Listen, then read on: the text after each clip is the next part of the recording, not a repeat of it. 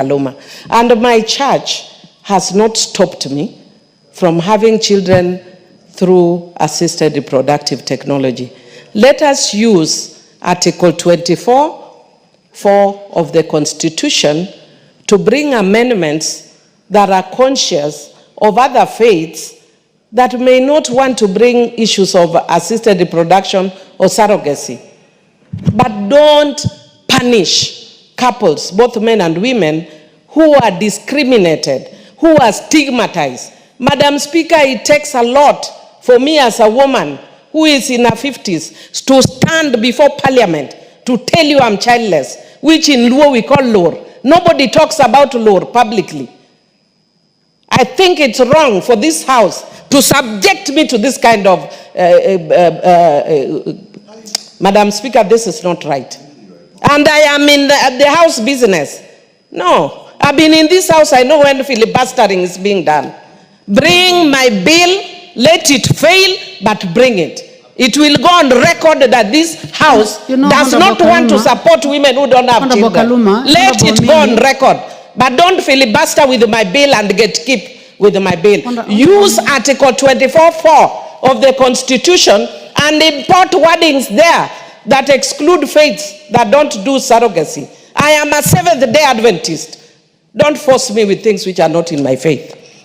Honorable Millie, I can see that this is a very emotional matter. And honorable members, all of us are cognizant to the fact that this bill has taken a long time. Honorable Kaluma, I know that you have been mentioned 3 times, so I'll give you a chance. But I would like to say that Honorable Millie Odhiambo is right, that this bill has taken too long. And Honorable Millie Odhiambo, I would like to give you assurance that what you have said is on record, and this matter is going to be acted upon soonest possible. I also agree with you that it is listed, and the fact is that the chair of health is not here, and the vice chair is not here, and it has not been delegated to anyone, and we will not be able to proceed, so you are right. But I would like to tell you that you have spoken passionately on this subject on record, and this is not the first time that you have spoken on it. And I know people, others who are in this House, who would like to benefit from this, and members who have already left this House, who would like this bill to pass. So I would like to give you assurance that this is going to be taken into consideration. Honorable members, the Honorable Millie Odhiambo has mentioned the Honorable Kaluma 3 times.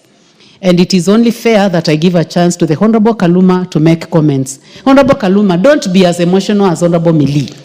So if you can just Speaker, make comments without being as emotional Speaker, as she was, we'll be able to make a decision that can give us progress on the subject. I never easily fall into emotional blackmail and traps. So don't worry. Don't worry.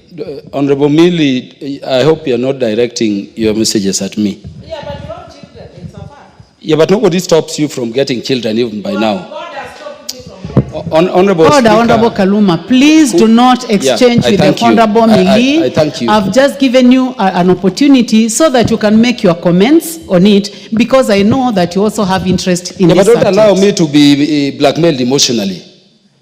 Yeah, let me address the issue, Honorable Speaker. Honorable Speaker, thank you for giving me this opportunity, because it has been mentioned that there were deliberate efforts to delay this bill, particularly at winnowing, which you remember, Honorable Speaker, as a member of the House, I'm the one who requested for. And Honorable Speaker, I don't know whether it was you who was presiding by that time, but I know it was not the substantive Speaker. Honorable Speaker, I was personally concerned at what happens in terms of our procedures in Parliament when a matter goes for winnowing.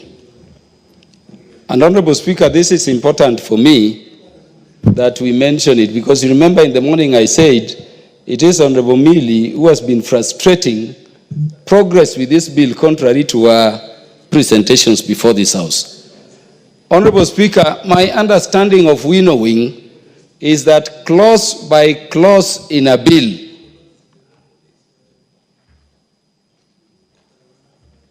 when you go for winnowing under the standing orders, Honorable Speaker, the members proposing amendments clause by clause on a bill state what their positions are and seek to agree. And that is why it is called harmonization. Honorable Speaker, that is not what happened before this committee. And I'm saying this so that proper directions and perspective can be made.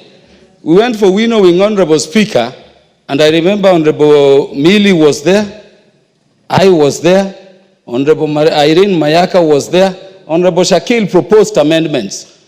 And we went for winnowing, and what I was told is that, Kaluma, your amendments will be dealt with later. I protested, but they insisted, so it was not winnowing. The only time, Honorable Speaker, I was allowed to speak during winnowing was the day the Speaker called a members' informal sitting here. And Honorable Millie delayed coming for that meeting by over 1 hour. So that when Honorable Millie came, we had sat there waiting for her for a whole hour. When she came, we were rushing also to this house for the Kamkunji. But in that less than 1 hour we sat, Honorable Millie will confirm to you that we covered up to clause 13. And we were able to persuade one another. And I hope that will not be denied. And we left the committee, Honorable Speaker, saying that the following Tuesday we were to meet. When I came to this house that very afternoon, I approached the Speaker there, and that is when I was told that very afternoon that by the following day, I was to accompany the Legislative Caucus, which we all know, on a trip to South Africa to deal with issues of the House, including the amendments you've seen being proposed.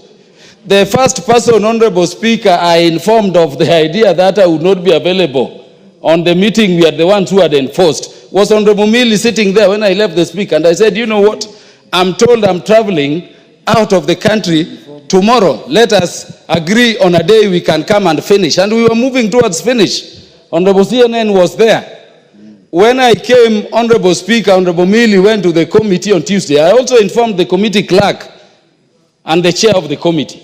Honorable Millie went to the committee, having been informed by me of that intervention, and Honorable Millie insisted that the matter had to be proceeded with anyway. I came back, Honorable Speaker, and I took the matter stride. I said we would proceed before the House. And Honorable Speaker, I agreed to proceed.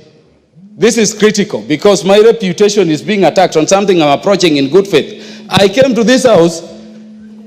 When a matter goes for harmonization under the standing orders, there should be a report from the committee. And the committee reneged on everything we had agreed on up to clause 13. I didn't mind. I said, let us proceed. When we began, Honorable Speaker, you were in this House. The other members of the panel and the people representing the Speaker were here. We proceeded very well.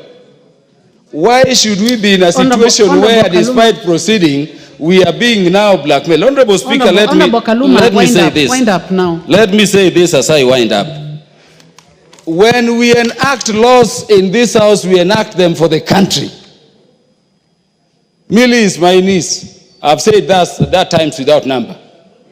But Honorable Speaker, I will not allow a wrong thing to pass because of emotional blackmail. Let me say that there is nothing stopping anybody from going for surrogacy if they want. Honorable Shakil, got children here that way. So let us avoid a situation. No, Honorable Speaker, do not go let us avoid a situation where people bring bills here and then they emotionally blackmail members to just pass them. I'm saying, Honorable Speaker, that give us directions. I've been in the House since morning to transact this bill. I've even missed a trip I was to go to Paris and Madrid because this bill is on the order paper.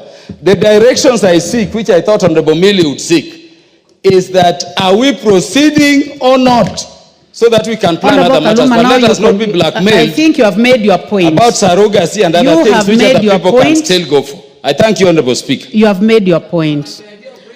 Honorable members, I do not know whether to allow this debate because it is extremely sensitive and there are, if it is,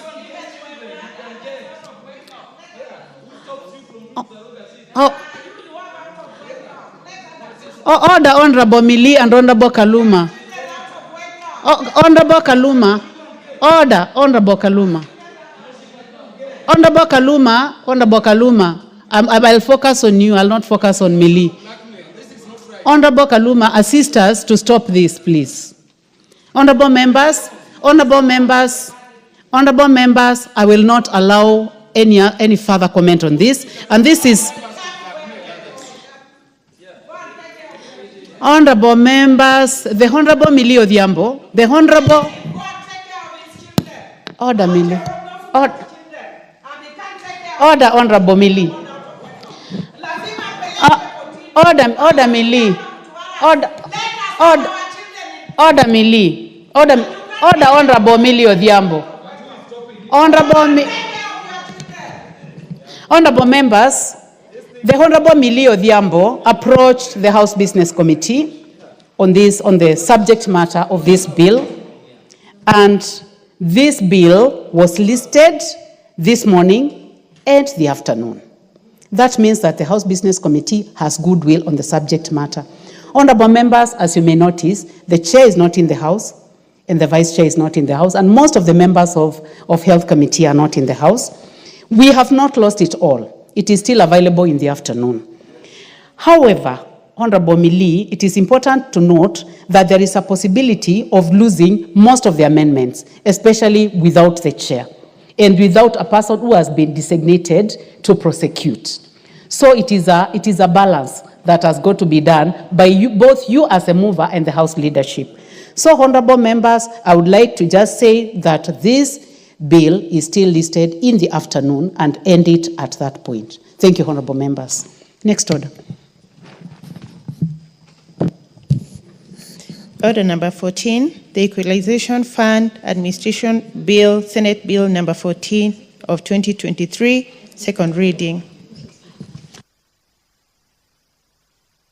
Okay.